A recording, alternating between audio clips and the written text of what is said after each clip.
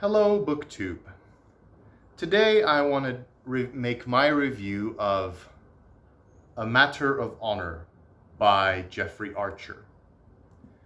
So, Jeffrey Archer's other book, The 11th Commandment, was the first political and espionage thriller that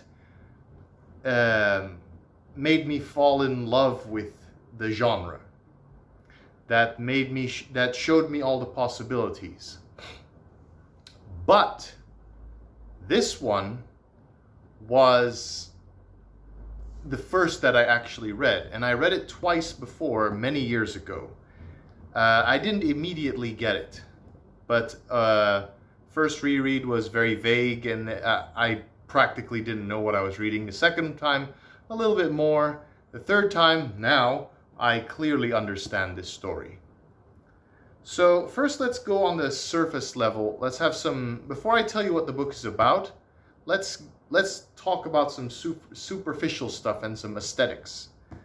Jeffrey Archer, the author, was a conservative politician in the UK, and he spent some time in jail. But when I read The 11th Commandment and A Matter of Honor, his politics were, he didn't resort to political activism, so to speak. He didn't say a lot of disagreeable things. So I set his politics aside because he's actually a very good storyteller. Anyway, this was the first political and espionage thriller I actually read. And believe it or not, this is an old copy from 1987 that I did a rebinding of when the pages and the cover were falling apart. I had it rebound.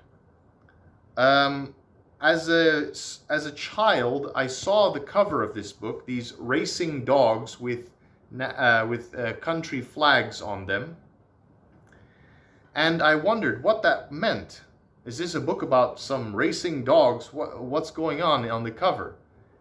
Later, of course, I learned it's a metaphor for various political forces running after something, chasing after something. The book is the greatest chase story of our time, they say. By the way, this book was published in 1986. This is a 1987 edition.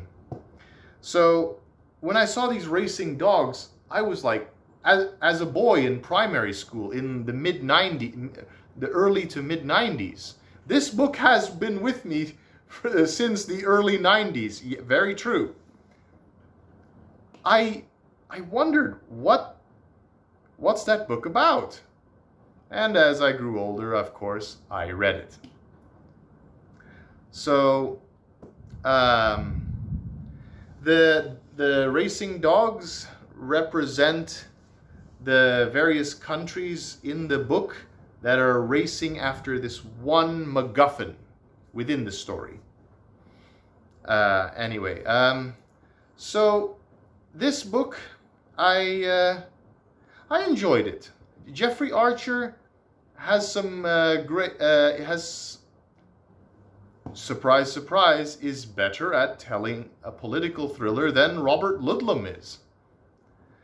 Anyway, on to what it's about before what I think about the various characters and the plot, etc. Before I represent my thoughts. What is the book about? So, the story takes place in 1966, and there is a drawing of Saint George and the Dragon, a small painting called an icon, which the Kremlin has been holding on to for I think it's called the Winter Palace or something. Has been holding on to. They found out their copy is a forgery, is a fake. Saint George and the Dragon was painted in, I believe, the early 1500s. I forgot the name of the artist. They find the Soviets find out that their painting is a forgery, and the original one was lost during the Russian Revolution. It was smuggled away, and it exchanged various hands over the years, and it has ended up in a Swiss bank. And then they want to retrieve the icon, retrieve the original painting, because the painting itself is the MacGuffin, because here's the twist. There's a lot more socio-political importance in that icon than at first glance. Yes, it's worth a lot of money. It's a beautiful masterpiece. But it's worth a lot more politically than we first think. And I'm not going to give away the twist. I'm not going to give it away because that's a spoiler. I'm trying to avoid as heavy spoilers in this review. I might do some light spoilers just so I can convey my thoughts more easily. Meanwhile, a guy called Adam Scott, his father, who was in the army, just passed away. Who was in the military, just passed away. He's British, and his father left his military service with what we call dishonor, because his reputation was ruined because he was the guard who was near Göring's cell in 1946 when he bit down on a cyanide pill and died. So they blame Scott's father is given the blame for smuggling in that cyanide pill. Thus, Göring was able to avoid justice. However, this is not true, and when Adam is sitting before the executor, the person reading the will, he is given an envelope, a mysterious envelope that says, if this envelope helps you get some kind of fortune, helps you get a lot of money or whatever, this family secret within this envelope, give half of it to Mum. So Adam, who was also in the army and leaves the army early as well, because he's embarrassed by his father's reputation, thinks eventually he opens the envelope, and it also leads him to the same MacGuffin, the same icon of St. George and the Dragon, the same Russian painting, this Russian miniature painting that is in a Swiss bank account. He also goes to Geneva, Switzerland to collect.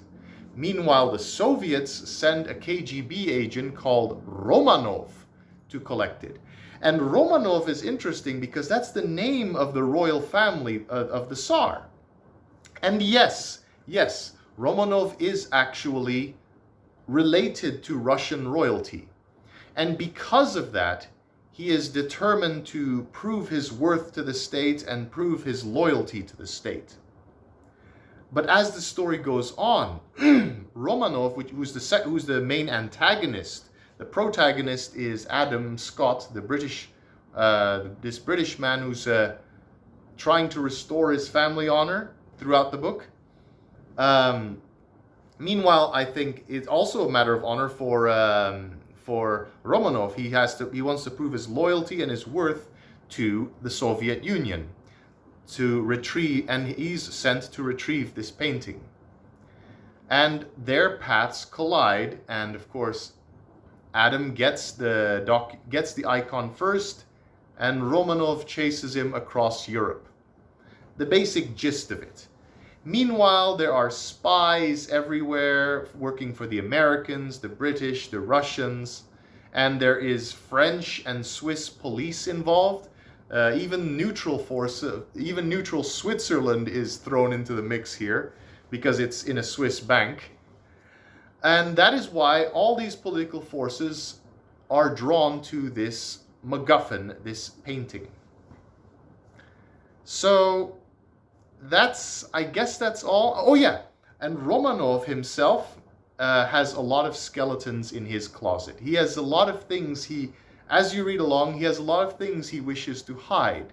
And he's willing, and to accomplish his goal and to cover his tracks, he's willing to kill as many people as possible. His enemies and people on his own side as well. I won't give away all those other details. And on top of that, there's a whole lot of other side characters. Now, when I said there's all the spies here, there are agents working for the CIA, agents working for KGB, and also British British intelligence agency as well. With all these agents in the field, it became a little bit hard to follow who is betraying whom, who is a double agent to whom. So it was a little tricky. That's one nitpick about this book that I'll give away. Now Romanov is a deliciously talented supervillain. And Adam is, for the most part, your everyman, although he has a little bit of heroics and skill and luck that I would say only appears in the movies. It's unrealistic in real life. So apart from he's overall a regular man, but with a little bit of skill and luck, he has what you would call in the movies plot armor. And he has a lot, and while he's being chased around Europe, he encounters a lot of good luck. But also a lot of bad luck because he doesn't reach safety in time. He doesn't always reach safety on time. Yeah, it's I enjoyed it. There was never really a dull moment throughout this book. The writing was easy to understand. It was very fast paced. And oh, by the way, I didn't mention there's also a deadline in this, which is why it's a race against time for them to obtain this icon. There's a deadline that that they must get it by, what was it? If I'm not mistaken, June 20th? Yeah, June 20th, 1966.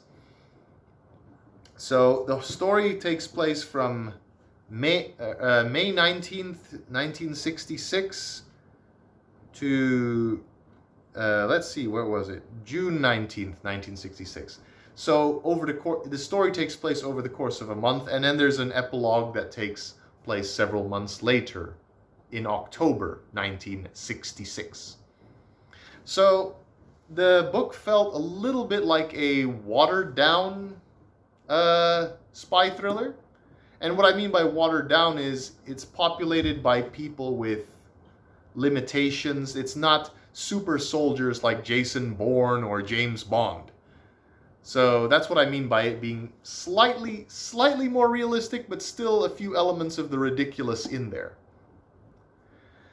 I would give this book a 9 out of 10. There's some nitpicky moments in the book, but overall I liked it a lot.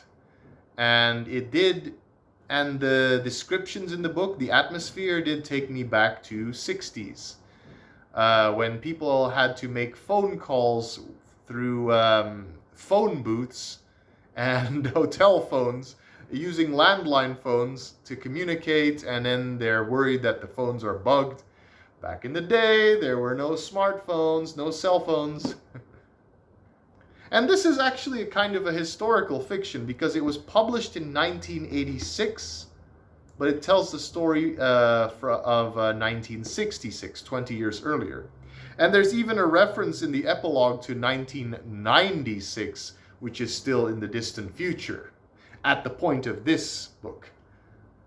So that's an interesting how do I put this? An interesting drop there of the dating where which Jeffrey Archer puts in there. Anyways, yeah, this is part of my ongoing project slash goal to read all the political thrillers that I read in years past, so I can put reviews out there onto YouTube. Okay, thanks for listening in.